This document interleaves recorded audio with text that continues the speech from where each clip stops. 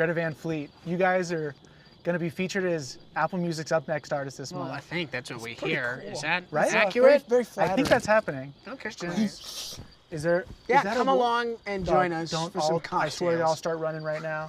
Is it? So this is going to give Yeah, your guys' fans like all over the world a better look at your guys' music and who you guys are. Tell me about growing up in Michigan. Like, what was that like?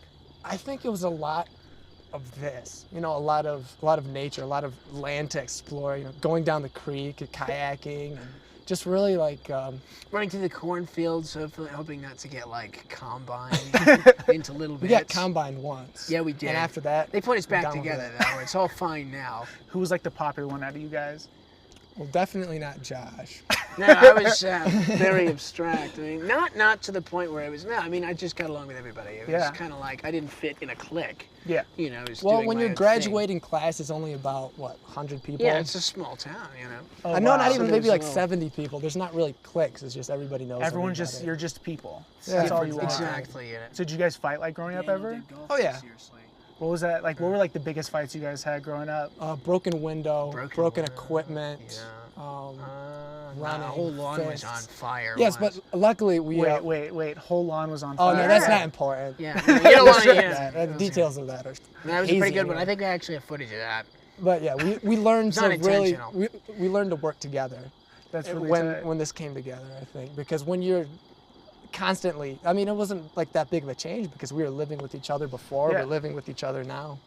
When you guys were playing music, did it kind of like bring your guys' fight to like want to be better than each other? Was like I that? think Well, that was the I main think- reason. One, and then in one aspect that was what caused so much of the violence. I think when it comes to of the human creativity- animal, but then there was the When it creative comes to differences. creation, yeah, it when- was like fuck you, Because that's it could, horrible. It could be over like one note in a melody and be like, oh no, this one, and then it gets to the point where people are just At the being end of the day, stubborn. it's just all different But- perspectives. yes, You know, I- it's like there's nobody that's wrong in this scenario, and then you can find a middle ground. Yeah, and as cliche as it sounds, I think the music always brings us back to it, no matter like how big of a blow up in the creative process. And you I guys are think- brothers. Like, Yeah, exactly. there's So we can't you get can't rid of each go other that anyway. far. Yeah, Like, yeah. because you guys have like this crazy influence. You guys are like, there's obviously a Lil Lead. There's like, you hear a bunch of like Cream, like The Who. Cream's But there's another. also super like bluesy stuff. But nobody else right now is really killing it like you guys, selling out these stadiums, like getting streaming numbers. How'd you guys make this work?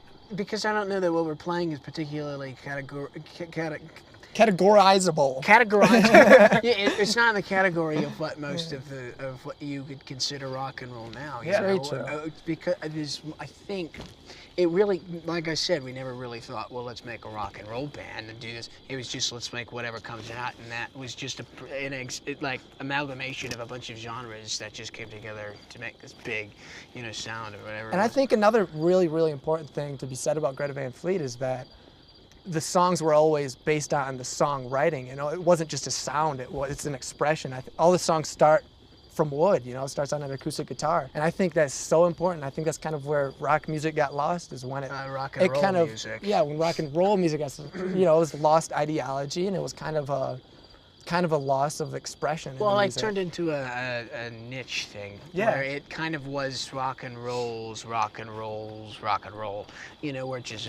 where it's just like it's created itself too many times. Exactly. And you got to break out of it and just sort of. got lost. You need to hit the roots again. So you know? what Go you guys, That's what we back. grew up on. We grew up on like Big Bill Broonzy, Taj Mahal, and Oh hell yeah! like BB King, and I think that's where we all meet up musically. Who's bringing all that music home? Oh, that's all pops. Yeah. Really? Yeah. I guess. Yeah, mom and dad's record collection growing up is what we listened to.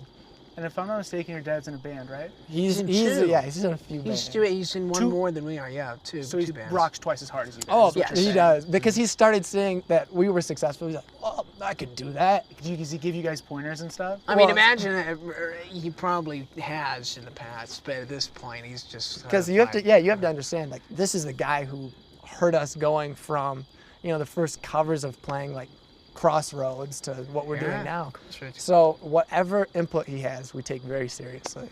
and he knows music very well. What was the first cover you guys played?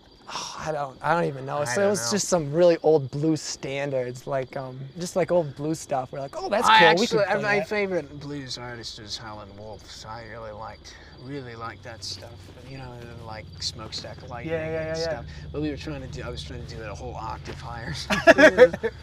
So what's been like the biggest difference between that beginning writing to now this debut album?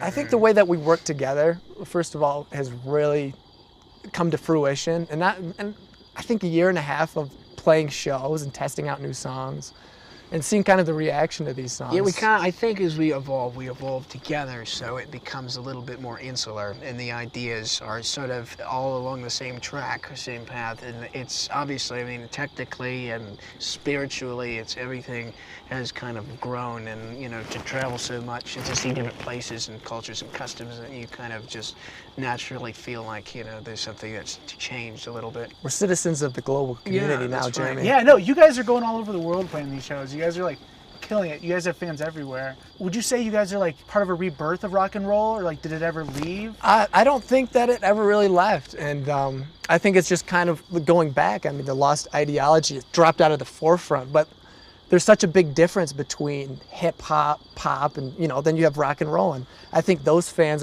are so much more loyal and hardcore. But the presence on like these social platforms that we kind of grade how popular music is, I think that's all bull.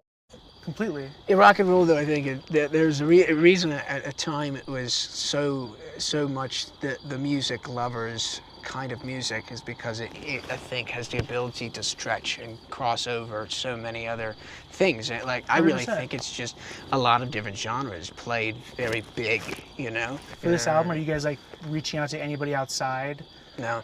It's No, all same you. team. Same Same team that we had on the Yeah. past E EPs. We feel like we have a team assembled that can communicate. I mean, you know, it's three guys and ourselves. We're very close with we can communicate very clearly, and if an idea is shit, it's shit, and that can be articulated that way. You always move want on. someone who can tell you that, you know, And if you guys that's are not good, brothers. you know, that doesn't rock, man. You guys are like comfortable with like actually telling yourselves like, hey, this is not good. Yes. Yes. Yeah. That's pretty. But it's always about pushing it further, you know. Yeah, to it was the, okay, but yeah, taking it to the next level. taking it to the very the limit of your ability, you know, and then keep pushing it. You evolve. then you achieve imperfect perfection, Yeah. which is musical nirvana. But you guys have been opening up for like the Foo Fighters. You guys have been crushing with Guns N' Roses. You guys played Elton John's Oscar party? Yeah. What was that like? That was the coolest thing Beautiful. ever. I mean, Absolutely we just beautiful. we played our set, and then we had him come up and did one of his songs, one of our songs. And I think, talking about that now really puts it into perspective in my own consciousness. Yeah, that was Yeah. Did really he give you cool. guys like tips or anything? Like, He actually, he came to a different show in Islington, London, and he gave us some tips. And I mean, it's someone to be taken very, very seriously. Yeah. And you know, he was very objective. I mean, there's subjectivity about his criticism, and it was particularly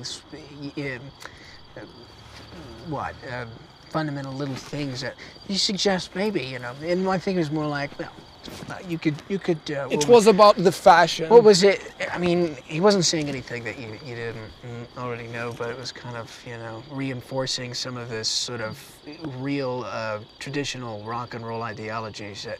He's Elton John. exactly. You got knighted by Sir Elton John to like keep rock and roll alive. Guys, come on. That's fucking huge. Oh, Jeremy, stop it. So what's next for Greta Van Fleet? Oh, I don't know. I mean, big picture, the record. I mean, the long-awaited debut, Full length album. Yeah. which is kind of a bit of a lost art, if I'm honest. You know, the We'd like actual albums. people to listen to it all the way through and loud.